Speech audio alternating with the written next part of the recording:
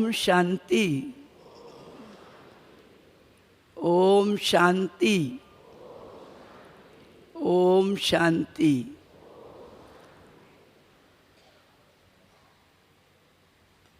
हमारे अति प्यारे ऊंचे ते ऊंचा और प्यारे से प्यारे शिव बाबा के सभी प्यारे भाई बहनें और बाबा के बच्चे अपने प्यारे मधुबन में इस बार सारा ईस्टर्न जोन व सारे तरफ के भाई बहनें बाबा के साथ शिव जयंती मनाने के लिए पधारी हैं। तो ये हमारा एक बहुत बड़ा सौभाग्य है जो हम अपने प्यारे बाप दादा के साथ शिव जयंती मनाएंगे। और प्रतिवर्ष शिव जयंती के अवसर पर अपने प्यारे मधुबन से कुछ प्रतिज्ञा के रूप से झंडे के नीचे संकल्प करने के लिए संकल्प हम सब के लिए जाते हैं और सब में कुछ ना कुछ संकल्प करके उसका पालन करते हैं। इस बारी भी जो प्रतिज्ञा पत्र गया उसमें लास्ट संकल्प क्या था कि स्वयं बदलेंगे तभी हम दुनिया को बदल सकते हैं। और कहने में भी यही आता है कि हम बदलें तो जग बदले। ये नहीं कहा जाता है कि जग बदले तो हम बदले। जब हम पहले पहले बाबा के ज्ञान में आए तो सबसे पहले हमें यही शिक्षा दी गई कि स्वयं का परिवर्तन करो। और उसके रूप में हमारे सामने सबसे पहले नंबर 1 ब्रह्मा बाबा एक सैंपल के रूप से आए और जिनको देखकर हम सब ब्राह्मण तैयार हुए अपने जीवन को बदलने के लिए। सबसे पहले ब्रह्मा बाबा ने जैसे ही शिव बाबा ने प्रवेश किया तो अपना तन मन धन वाणी समय संकल्प सब कुछ जाति धर्म कर्म सब कुछ बदल दिया। और हम बच्चों का नाम भी बदल दिया कि तुम सब बच्चे भी ब्रह्मा वंशी ब्रह्मा कुमार ब्रह्मा कुमारी हो। तो हमें ब्राह्मण नाम पड़ा जो देवताओं के साथ जोड़ा जाता है। जब ब्रह्मा देवता नमः कहते हैं तो ब्राह्मण देवता नमः भी कहते हैं कि उन ब्राह्मणों को नमस्कार करते हैं। जब यज्ञ और हवन होता है बाहर में तो कौन से ब्राह्मण को नमस्कार किया जाता है? जो ब्राह्मण देवता बनने वाले होते हैं। और देवता ब्राह्मण कौन से बनते हैं? जो ब्राह्मण अपने जीवन को हर प्रकार से बदल लेते हैं, नया जीवन बना लेते हैं। पहले हम क्या थे? द्वापर से आप जरा विचार करिए, हमारे अंदर कितने अवगुण थे, कितना परिचिंतन था, कितना परिदर्शन था और कितना परमत पर चलते थे। उसी परचिंतन से और परदर्शन से क्या हुआ? पूरी रामायण बनी। परचिंतन जब केकई ने किया मंत्रा की बातों में आके तो रामायण बन गई। और रामायण बनने से क्या हुआ? दशरथ के प्राण चले गए और रामचंद्र जी 14 वर्ष वनवास चले गए। तो हम सब समझ सकते हैं कि परचिंतन करना कितना खराब है। तो बाबा ने हमें सबसे पहले बतलाया कि दूसरों का चिंतन करना खत्म करो। और बाबा स्वयं भी सदा अपने को आत्मा आत्मा कहते और आत्मचिंतन करते करते कर्मातीत अवस्था को प्राप्त हुए। और बच्चों को भी यही शिक्षा दी कि तुम सदा आत्म भाव में रहो। जिसको देखो आत्मिक स्थिति में देखो, और हम दूसरे को देख करके क्या कहते हैं, ये ऐसा है, ये वैसा है, ये कैसा है। तो एक अंगुली दूसरे की तरफ करते हैं तो 3 अंगुली हमारी तरफ आती है कि ये एक गुना खराब है तो हम 3 गुना खराब है। इसलिए बाबा हमें क्या कहते हैं हमेशा कि तुम अपने आप को देखो, दूसरों को मत देखो। दूसरों के अवगुण देखना अच्छा नहीं है। कबीर दास ने क्या कहा है कि बुरा जो देखन मैं चला, बुरा ना मिलिया कोई, जब दिल खोजा अपना तो मुझसे बुरा ना कोई। तो सबसे पहले हमें अपनी कमी को देखना चाहिए। इसके ऊपर एक बात है कि एक व्यक्ति ने एक बार कोयल के पास गया और कोयल को कहा कि कोयल तुम बहुत सुंदर गाती हो, बहुत मधुर वाणी है और कितनी अच्छी हो, लेकिन थोड़ा सा अगर काली ना होती तो और कितना अच्छा होता। वो मुस्कुरा दी। दूसरी बात, वो समुद्र के पास गया, उसको कहा कि आप कितने अच्छे हो, कितने गहरे हो, कितनी आपके पास समाने की शक्ति है, लेकिन अगर आपका पानी थोड़ा खारा ना होता तो आप कितने और अच्छे होते। तीसरी बार वो कमल के पास गया, गुलाब के पास, कि आप कितनी सुंदर खुशबू देते हैं, सब आपकी खुशबू पाकर के एकदम खुश हो जाते हैं, लेकिन अगर आपके चारों तरफ कांटे ना होते तो आप और ही कितने सुंदर होते। तो तीनों ने उस व्यक्ति को एक जवाब दिया कि हे मानव, तुम बहुत अच्छे हो, कितने अच्छे हो, लेकिन अगर आपको किसी के अवगुण देखने की आदत ना होती तो तुम कितने अच्छे होते। तो ये बात हमें ये सिद्ध करती है कि हम दूसरे का अवगुण देखते हैं और अपना गुण देखते हैं। करीब 2500 वर्ष से हमारी ये आदत पड़ी हुई थी, क्या कि हमारे अंदर अगर 90% अवगुण है और 10% गुण है तो उसका गायन करते रहते हैं, और दूसरे के अंदर 90% गुण है और 10% 1% अवगुण है तो उसका गायन करते हैं। होना क्या चाहिए कि हमें दूसरे के सदा गुणों को देखकर अपने अंदर भर लेना। हमें चोरी नहीं करनी चाहिए, लेकिन गुण की चोरी जरूर करनी चाहिए। हर एक व्यक्ति के पास जो चैतन्य शक्ति है उसके पास कुछ ना कुछ गुण जरूर है। जब जड़ चीज के पास गुण है, आज भी हमें बाबा ने क्या बताया कि खुशबूदार फूल बनो। अगर फूल बहुत सुंदर है रूप रंग में, लेकिन उसमें खुशबू नहीं है तो वो जैसे कि एक डेकोरेशन का फूल है। अगर हमारा जीवन बहुत सुंदर है रंग रूप में, लेकिन गुणों की खुशबू नहीं है तो हमारा जीवन भी क्या है, एक डेकोरेशन के माफिक। डेकोरेशन को क्या कहेंगे, प्रजा में आने वाले के माफिक हो जाएगा। इसलिए हमें अपने जीवन के लिए हमेशा बाबा कहते हैं कि ब्राह्मणों को पहले बदलने का प्रयास करना चाहिए। हम जितना जितना बदलते जाएंगे अपने अंतर मन से तो दूसरे के ऊपर हमारा प्रभाव पड़ेगा। आज मम्मा बाबा का हमारे ऊपर, दादी दीदियों का कितना प्रभाव पड़ता है। उनकी जीवन कितनी प्रैक्टिकल है। जब उन्होंने सब कुछ अपने जीवन के अंदर त्याग, तपस्या, सेवा प्रैक्टिकल में लाया, तब तो दूसरों को बदलाया। और आज लाखों ब्राह्मण सामने खड़े हो गए, बदल लिए अपने जीवन को। कैसे बदला? जब हमने अपनी बुराइयों का त्याग किया।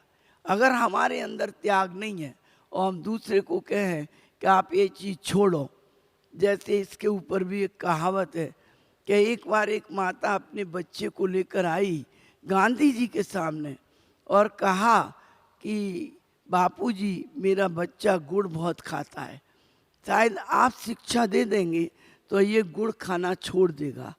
तो उन्होंने कहा कि माँ, हे माता, तुम अपने बच्चे को 8 दिन के बाद लाना।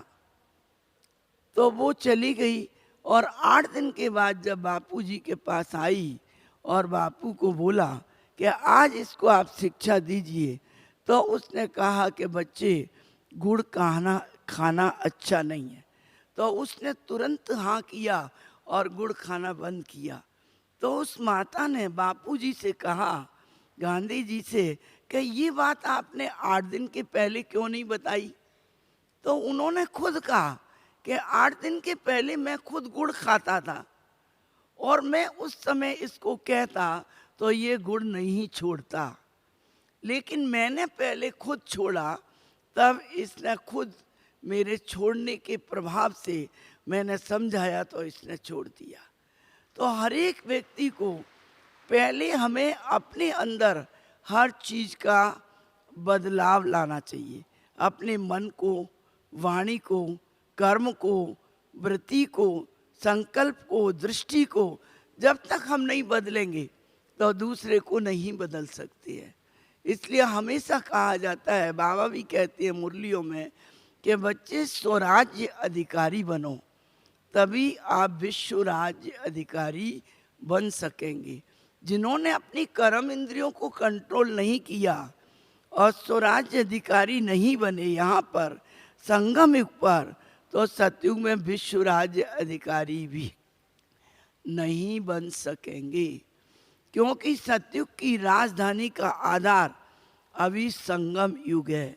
हमारे लिए इतना मोस्ट वैल्यूबल अभी समय है जबकि हम अपने जीवन का हर प्रकार से परिवर्तन कर सकते हैं। आप देखिए वाणी के प्रभाव कितना खराब रहता है। वाणी के कारण, जैसे परचिंतन के कारण पूरी रामायण बन गई और उसको लोग पढ़ते रहे, पर एक भी बात रामायण की जीवन में उतरी नहीं। इसलिए बाबा ने कहा कि पर चिंतन मत करो, पर दर्शन मत करो, दूसरे को मन देखो और पर मत पर चलो नहीं, लेकिन पर उपकार की भावना से हर एक के प्रति उपकार रखो, शुभ भावना रखो। अगर हम कुछ भी दान नहीं दे सकते हैं, रुपया नहीं दे सकते हैं, कपड़ा नहीं दे सकते हैं, कुछ नहीं दे सकते हैं, तो शुभ भावना का दान तो दे सकते हैं। अपनी वाणी से मधुर बोलकर बाबा का ज्ञान अमृत तो दूसरों को पिला सकते हैं। अगर हमने वाणी में भी धोखा दिया तो उसके आधार से क्या बन गया?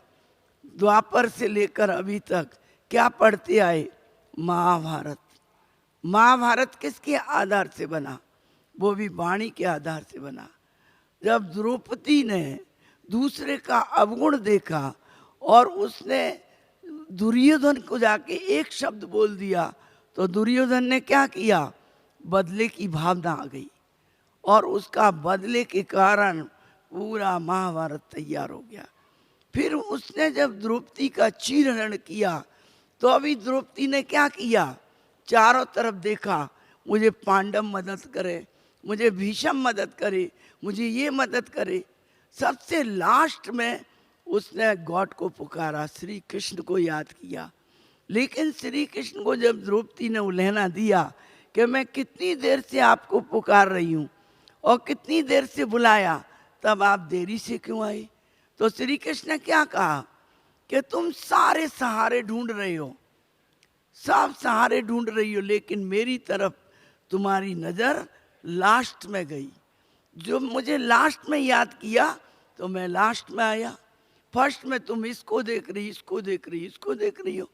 तो हम भी क्या करते हैं, जब कोई तकलीफ आती है, मुश्किल आती है, कोई विघन आता है, बाधा आती है, तो हम दुनिया के भौतिक सहारे ढूंढते हैं और ये मदद करे, ये मदद करे, ये मदद करे।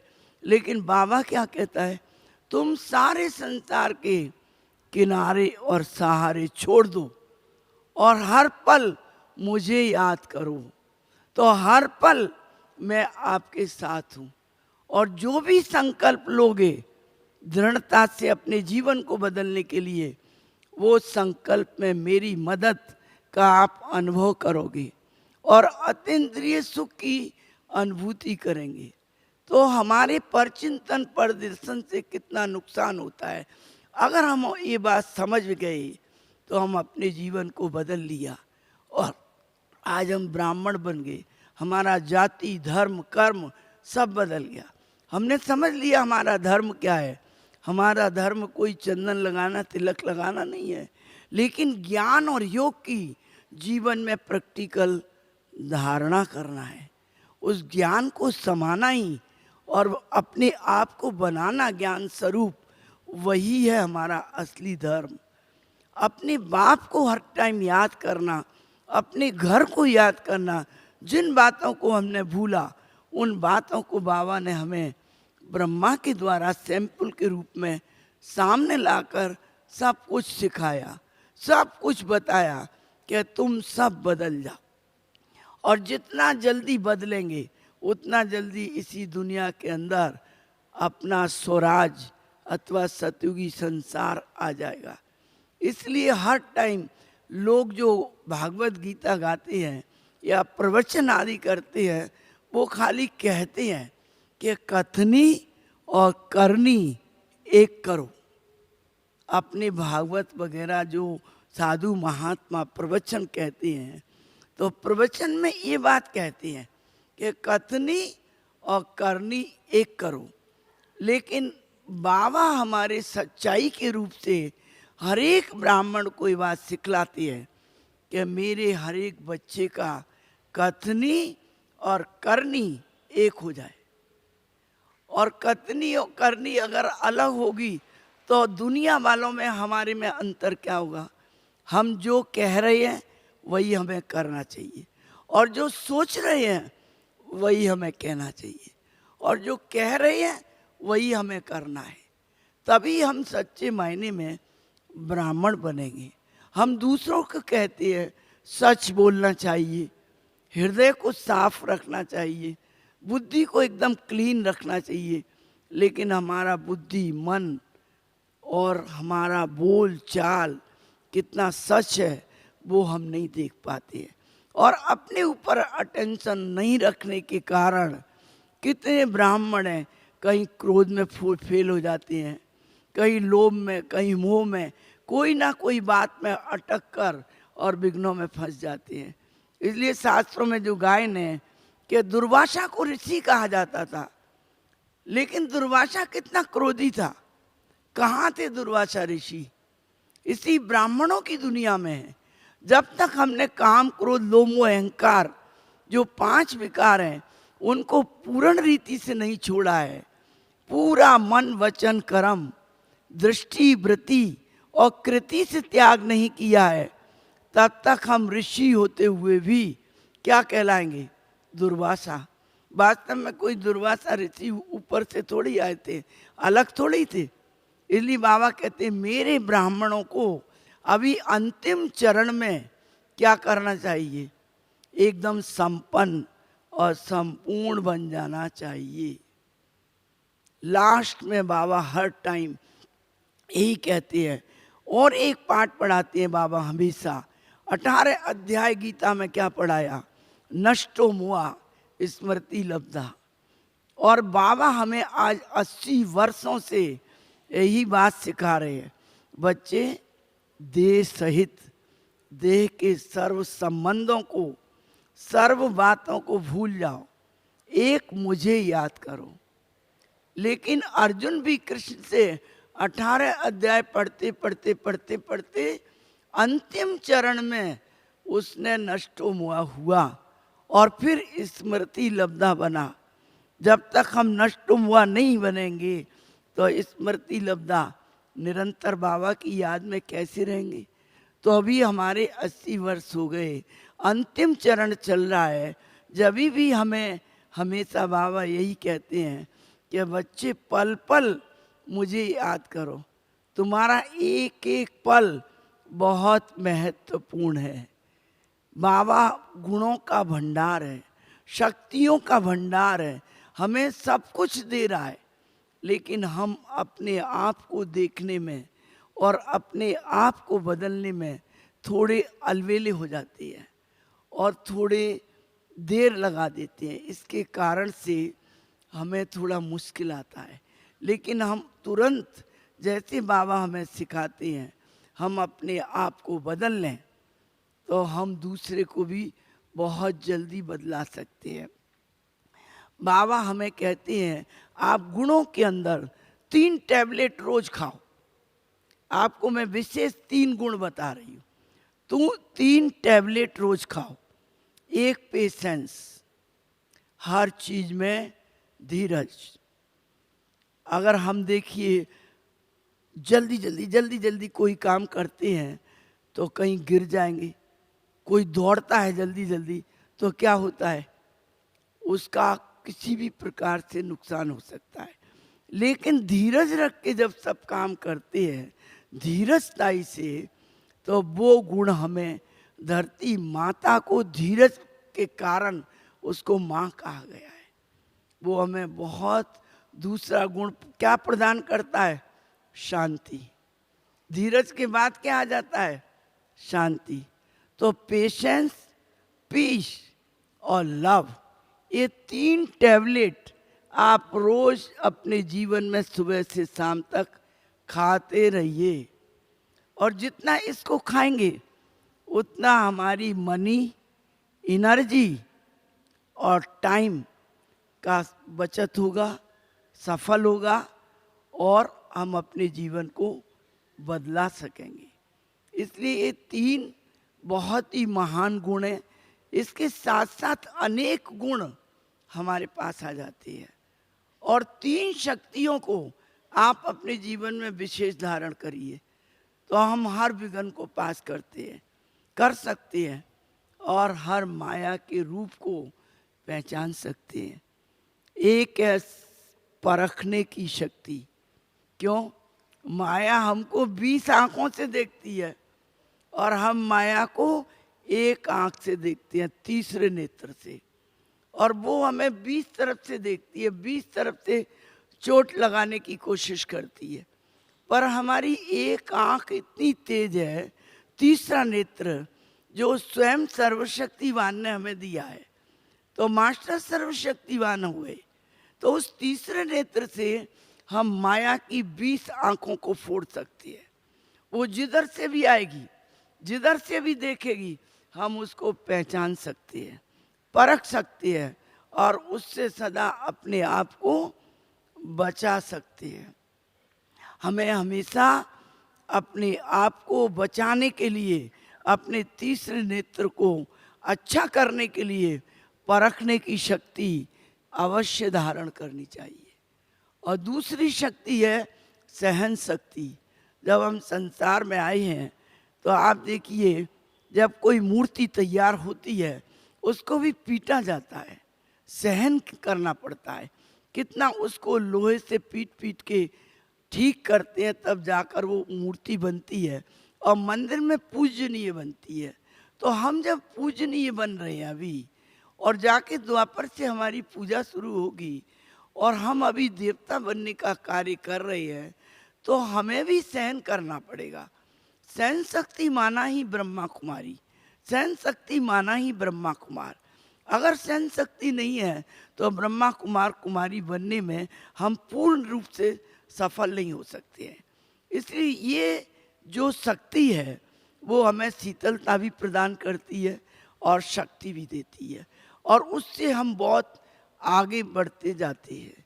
हमें कभी भी, चाहे कई लोग कहते हैं क्या करें, हमें दूसरे का तो सहन हो जाता है पर अपने का सहन नहीं होता है। अपने जब अपने को कहते हैं तो सहन नहीं होता है। इसके ऊपर एक कहावत है कि एक लोहे की दुकान थी और एक सोने की दुकान थी। तो सोना भी पीटा जाता था और लोहा भी पीटा जाता था। तो लोहे ने सोने के मन में आया कि एक टुकड़ा अगर मुझे लोहे का मिल जाए तो मैं उससे कुछ बात करूं। तो एक दिन उछल के पास सोने से एक टुकड़ा उसके पास गया सोने का। तो सोने ने पूछा लोहे को कि मेरी पिटाई भी होती है, तुम्हारी पिटाई भी होती है, पर तुम इतना चिल्लाते क्यों?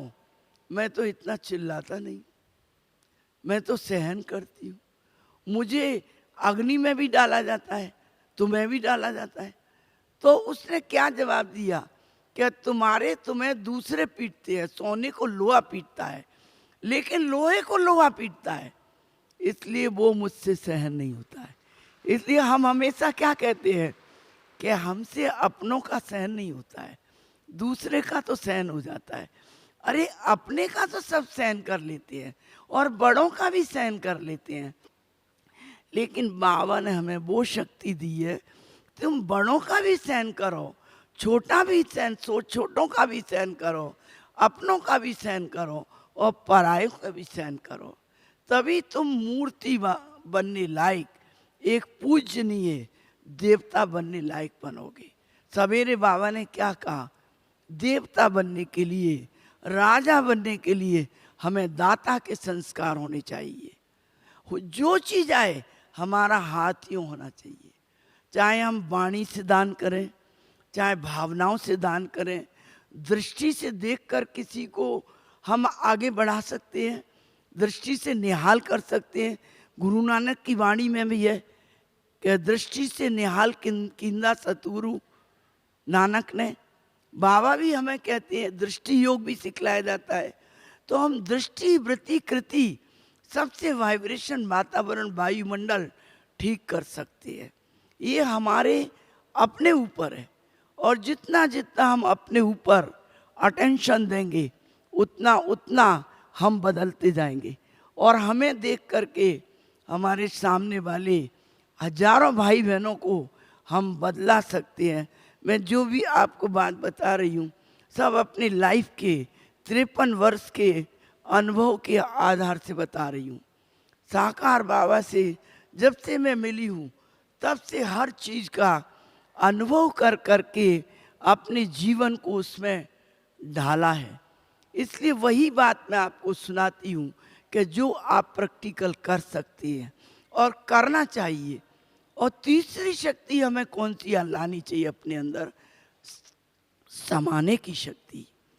अगर हमारे पास कोई भी भाई बहन है, अगर कुछ गलती भी कर देते हैं तो आखिर हमारे ही तो भाई बहन है, हम सब एक पिता की संतान है। कहते हैं क्या एक परिवार के अंदर कोई बहन या भाई कुछ गलती करता है तो उसको निकाल देते हैं, उसकी बात को छुपाई जाती है, समाई जाती है। तो समुद्र के अंदर कितनी क्वालिटी है, वो कितना गहरा है, हर एक कूड़ा करकट सब ले जाता है और अपने अंदर समा लेता है, और जो चीज काम की नहीं है उसको बाहर फेंक देता है, अपने अंदर नहीं रखता है।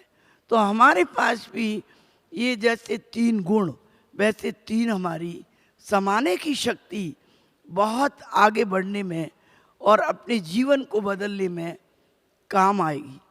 और एक बात आपको बताती हूँ कि जब महाभारत की लड़ाई हुई और लास्ट स्टेज हुआ तो भीम और अर्जुन जब विजय प्राप्त कर लिए तो दोनों को अभिमान हो गया कि मैंने जीता, मेरे कारण विजय हुई।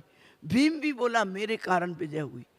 तो दोनों जब श्री कृष्ण के पास गए तो श्री कृष्ण ने क्या कहा कि नहीं, वही उसी ने जीता है, बेलार सन ने, भीम के बेटे ने जीता है, जबकि उसका सिर सिर्फ था, वो देखता था।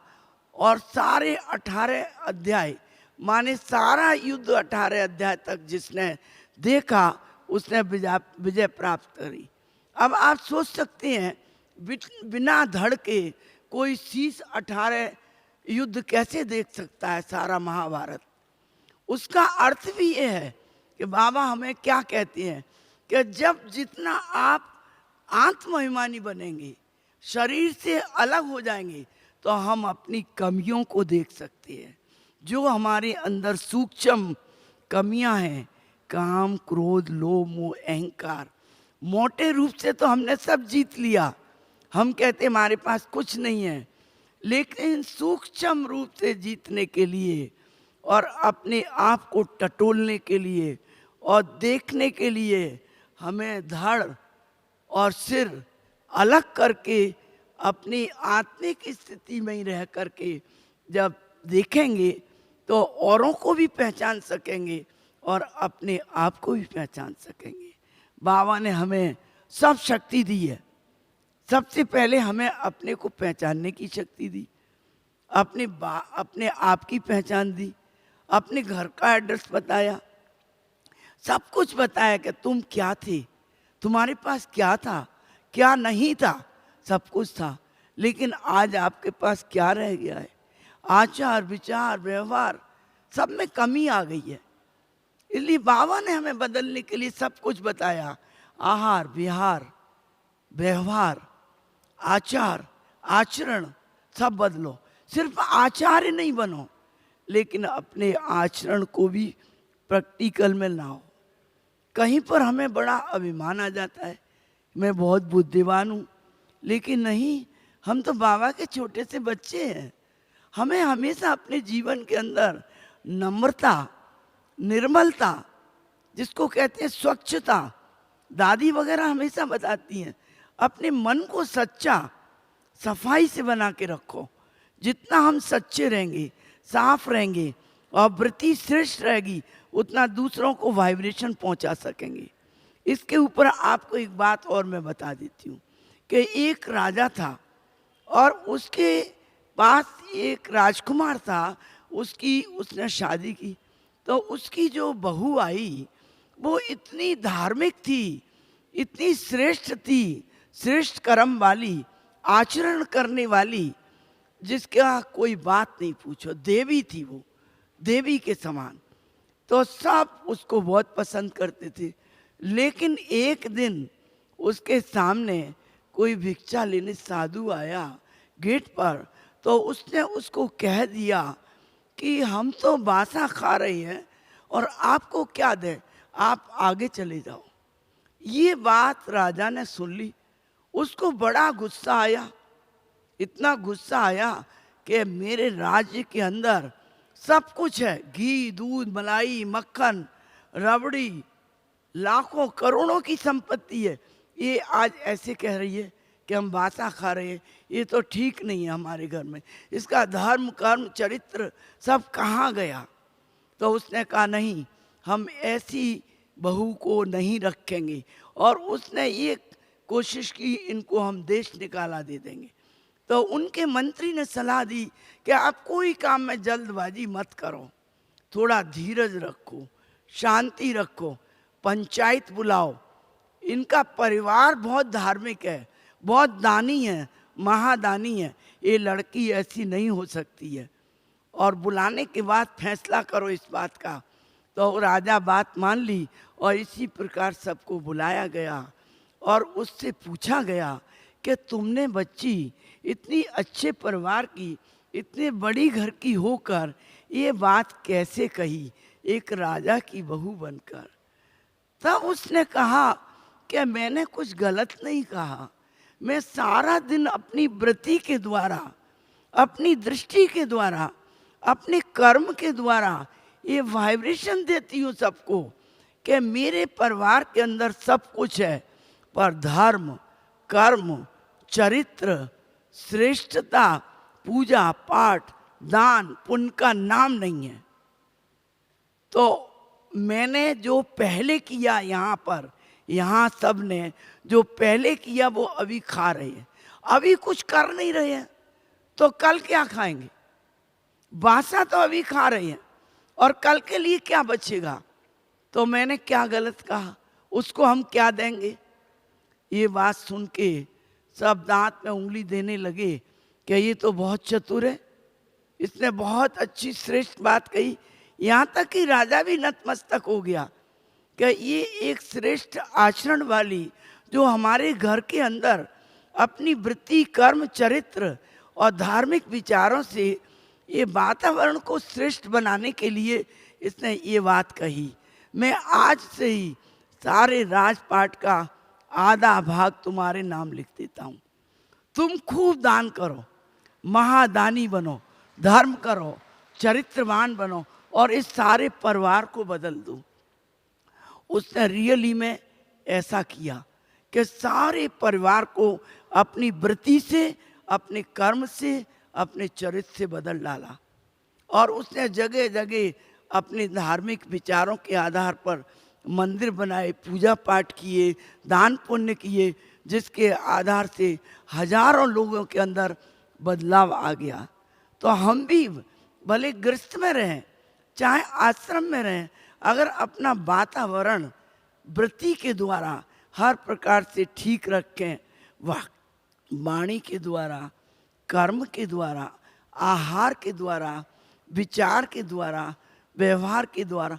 हम किसी को ज्ञान सुनाने गए लेकिन हमारा व्यवहार ठीक नहीं है, हमने तेज बोल दिया, या समझिए हमने उसको मधुर नहीं बोला, या दोपहर का टाइम है, हमारा रेस्ट का टाइम है, हमने उसको वापस कर दिया, भाई अभी मत आप दरवाज़ा खोलो, किसी को नहीं बुलाओ क्योंकि मेरा रेस्ट का टाइम है। वो बेचारा 10 किलोमीटर से चल के आया और मेरा रेस्ट का टाइम है, मैंने उसको बिठाया भी नहीं, पानी भी नहीं पिलाया, पूछा भी नहीं, बाबा का ज्ञान अमृत भी नहीं पिलाया और अपने रेस्ट के लिए कुछ त्याग भी नहीं किया और उसको वापस कर दिया। ये मेरा कौन सा धर्म है? ये तो बाबा नहीं कहते हैं। इसलिए बाबा ने तो दिन रात अपने जीवन को सेवा में लगाया और दादी दीदी जितनी महान बनाया, किसने बनाया? बाबा ने। हम लोगों को दादी दीदियों ने इतना महान बनाया, किसने बनाया? दादियों ने। तो जब तक हम नहीं करेंगे तो दूसरों के ऊपर हमारा प्रभाव नहीं पड़ सकता है। इसलिए हम अपने कर्मों से, अपने वातावरण से, अपने वाइब्रेशन से हम हर एक को बदल सकते हैं। व्यवहार एक बहुत बड़ी चीज़ है ज्ञान के अंदर। अगर हमारा व्यवहार बदल गया, हमारी वाणी बदल गई, वृत्ति बदल गई, भावना, तो हम कितना भी कोई टेढ़ा मेढ़ा उल्टा है उसको उलट से पुलट कर सकते हैं। आज बाबा ने लाखों ब्राह्मण तैयार करवा दिए, किसके आधार से? सिर्फ दृष्टि, वृत्ति, कृति, व्यवहार और आचरण के आधार से हजारों लाखों ब्राह्मणों को तैयार कर लिया और नई सतयुगी सृष्टि का नींव डालकर वो आने वाली हो गई। किस आधार से? अपने बदलने से। हम बदलेंगे तभी धरती पर स्वर्ग आएगा, तभी ये दुनिया सतयुगी और चैतन्य बनेगी, तभी हम विश्व के स्वराज अधिकारी बनने से विश्व के राज अधिकारी बन सकेंगे। विशेष 5 बातों पर आप दिन भर में अटेंशन रखो। जब 5 बातों पर हम दिन भर में अटेंशन रखेंगे तो हम अपने जीवन को बहुत शीघ्रता से बदल सकेंगे।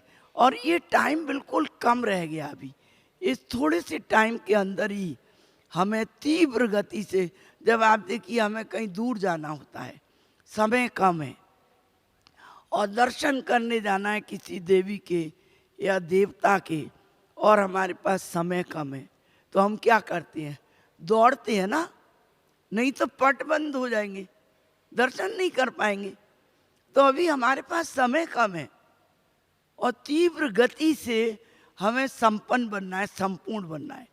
ये तो आप सब जानते हैं कि सतयुगी दुनिया में संपूर्णता को जो प्राप्त करेंगे वही जाकर के राजभाग प्राप्त करेंगे, और जिसमें कुछ भी कमी रह जाएगी तो वो त्रेता युग में आ जाएंगे, चंद्रवंशी में चले जाएंगे।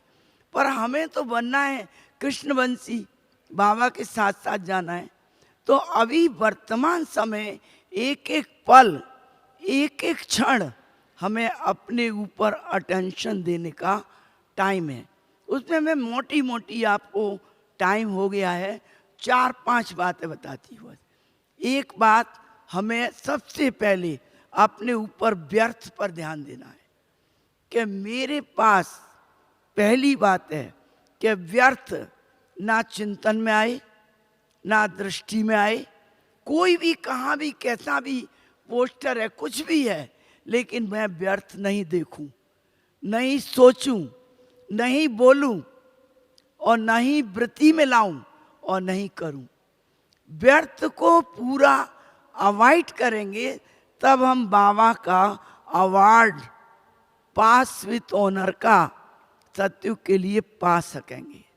तो पहली पॉइंट है व्यर्थ को खत्म करना, अवॉइड करना, ABC। व्यर्थ को अपने जीवन से सुबह से शाम तक देखो, मैंने कोई व्यर्थ में अपना मन तो नहीं लगाया, अच्छे काम में लगाया। हर चीज से दान पुण्य सेवा में अपने जीवन को बिताया, या रेस्ट में बिता दिया, या व्यर्थ में गंवा दिया। अपने आप को अपने को चेक करना है। दूसरी बात, बाबा हमेशा हमें कहते हैं, बच्चे अमृत वेले पर ध्यान दो। जितना जल्दी से जल्दी हम जाग सकते हैं उतना जल्दी जागें, चाहे 2:30 बजे, 3 बजे, 3:30 बजे। ये नहीं हम जबरदस्ती सोने की चेष्टा करें, नहीं। हमें नींद नहीं आ रही है, कोई बात नहीं है, निद्रा जीत आपको बाबा बना रहा है।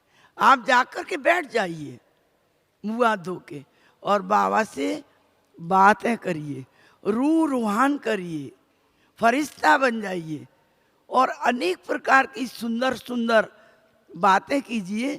आपको अमृत वेले बाबा खूब वरदान और शक्ति और गुण अपने भंडारे से निकाल के आपको दे देगा, और देता है, ये अनुभव में है।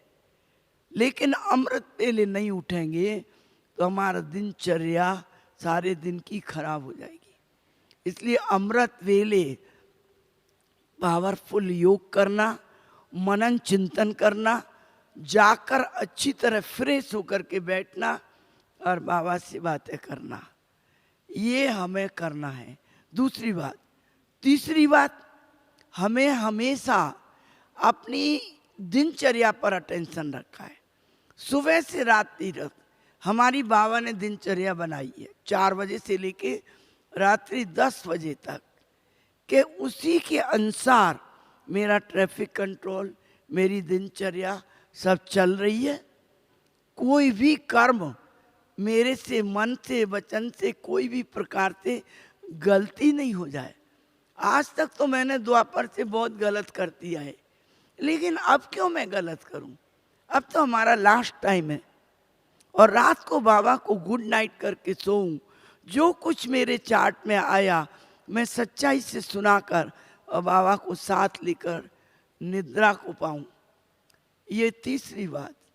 चौथी बात, हमें जो बाबा ने जिंदगी के लिए, हमारे लिए मर्यादा, नियम, संयम बताए हैं, खाने में, रहने में, चलने में, भाई बहन के साथ बातचीत करने में, कितनी मर्यादाएं बतलाई हैं बाबा ने, कितनी बातें बताई हैं। उन मर्यादाओं का हम पालन कर रहे हैं। हमें ये बात हमेशा ध्यान रखना चाहिए कि जो बातें इतनी जरूरी हैं हर दिन में, ये नहीं कल तो मैंने चेक कर लिया, आज नहीं किया, आज चेक कर लिया, कल करूं, कल नहीं करूं। कल पर हमारा आज निर्धारित है, आज के ऊपर कल निर्धारित है। आज से हमारा कल बनेगा, कल से आज बना। आज और कल की ये जिंदगी है।